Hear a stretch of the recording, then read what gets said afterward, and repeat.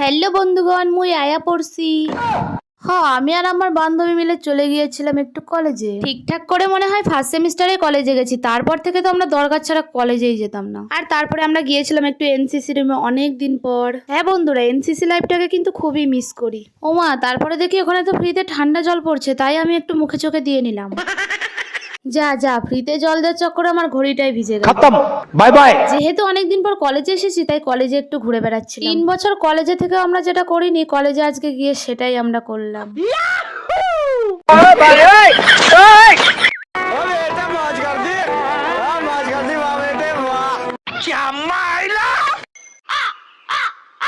হ্যাঁ, কলেজে ঘুরতে ঘুরতে হঠাৎ এই জাম গাছটা চোখে পড়লো, তাই কিন্তু জাম পেরে আনলো শিবানী। আর জামটা বাইরে থেকে কাঁচা লাগলে কি হবে, জামটা কিন্তু খেতে ভালোই ছিল। খাওয়ার আগে ভাবলাম এই জাম তো কখনো খাই নাই, যদি ওপরে চলে যাই।